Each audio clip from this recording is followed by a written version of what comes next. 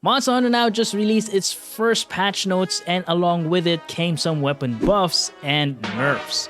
Ranged weapons took a huge hit this balance patch, so in this video let's take a look at all the weapon balance changes that will happen when Monster Hunter Now's massive update drops this December. With a lot of new content coming to Monster Hunter Now, some balance changes need to happen in order to accurately represent the strengths of each weapon. This balance patch will focus mainly on balancing the difference between close-range weapons and long-range weapons. Niantic felt that close-range weapons take on a lot more risk when you compare it to long-range weapons, so the developers are trying to find the right balance between risk and reward of each weapon type. So close-range weapons will be adjusted to lessen the risk and difficulty of using them. And we see that when we take a closer look at the changes they made for the Greatsword and the Hammer. The Greatsword will get improved defensive options. The guard tackle's knockback prevention window will now begin sooner, making it easier to tank hits with the Greatsword.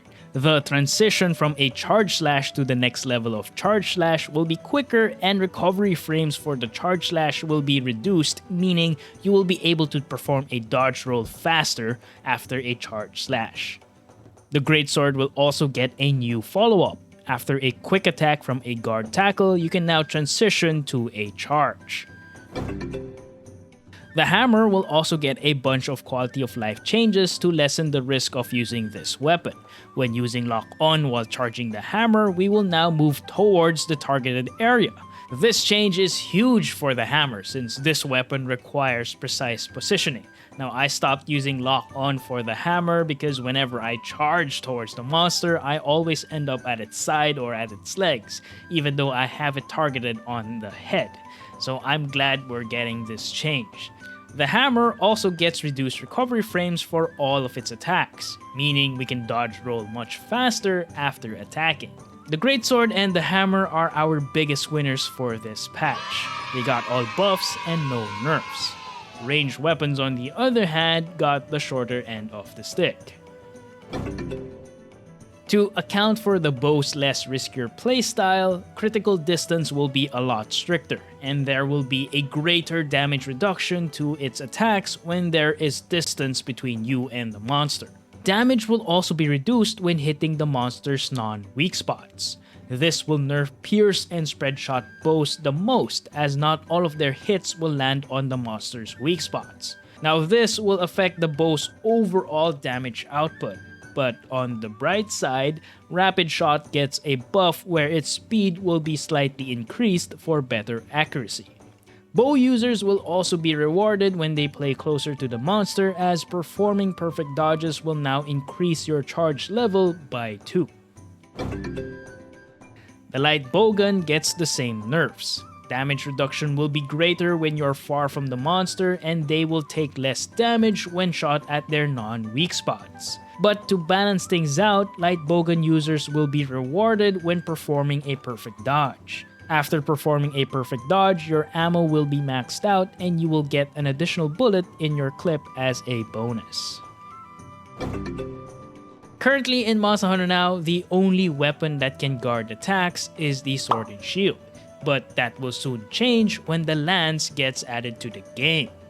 Obviously, the Lance with the bigger shield should be able to guard attacks more effectively, so the devs are tweaking the Sword and Shield's ability to guard attacks. The overall damage reduction of the Sword and Shield when blocking attacks will be reduced, meaning you will take more chip damage when you block with the Sword and Shield. Now in this channel, I showcased a build with guard level 3. And most monster attacks no longer deal chip damage when I block using the Sword and Shield. But with this nerf, guard level 3 might not be enough to block all the damage anymore. To account for this change, Niantic will be implementing a new feature called the Perfect Guard. With a well-timed guard against enemy attacks, a perfect guard reduces damage more than the normal guarding, and it will activate the offensive guard skill. So you still need to equip the offensive guard skill to get a damage buff, not like perfect dodges where your next attack will get a damage buff regardless of any additional skills. Now when I first read this, I thought, hey, perfect guarding also gives a damage buff. No, it only reduces the chip damage you will take, and if you have offensive guard skills equipped, it will activate. As a bonus buff, the Sword and Shield will be able to transition from a guard to a backstep much faster. For the Longsword bros, the Longsword didn't get any changes. Basically, Niantic said that it's a perfect weapon and it doesn't need any changes. They said, and I quote, "It is one of the most powerful of all weapons, but when not handled skillfully, it is difficult to generate power." In other words, they're saying if you fail the hunt, it's not the weapon's fault. It's your fault. You better get good. Now, weapons were not the only ones getting buffs this patch.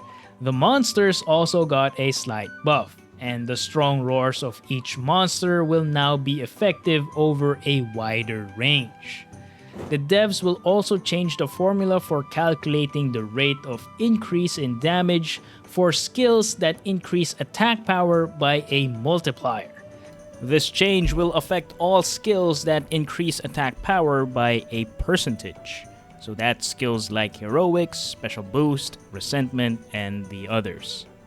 So the damage increase for skills like Heroics and Special Boost will be calculated differently when the effects are stacked, or in other words, activated at the same time. So for my Heroics Resentment build that I showcased in this channel, the calculation for the overall damage increase will change. And I'm hoping it will change for the better and not for the worst. For other changes, your hunter will now take longer to evade after getting up from heavy damage. The window of invincibility after reviving will be slightly longer. Now personally, this change is my favorite because it's just so annoying when you're rushing to revive yourself because the timer is ticking down only to get hit by a rushing monster. Not only did you fail a hunt, you also wasted a potion. So this change is great. Aside from that, in the next patch, your hunter will also become smarter as it will launch the appropriate attack depending on your proximity from the monster. So hopefully this change will lessen the number of whiffed attacks because the monster is far away. In the next update, daily rewards will also get increased. Sharp Claws and Windrake Hides will get increased from 3 to 5. The Macalite Ore and the Monster Bone M will get increased from 1 to 3. The Dragonite Ore and the Monster Bone L increased from 1 to 2. Now these are not the materials I wanted increased. I wanted Monster Bone Plus and Earth Crystals to get increased, but hey, I'll take it. And that rounds out all of the balance changes that will be dropping with the massive update coming this December. Now personally, as a Sword and Shield main, these changes doesn't affect me as much as the other weapons were affected. So I want to know how you guys feel about this balance patch. Do you like it or do you hate it? Let me know in the comments. If you found this video helpful, please leave a like to support the channel and don't forget to subscribe for more Monster Hunter Now content. Check out the video on the screen, but that's it for now. Thanks for watching, and I'll see you guys in the next one.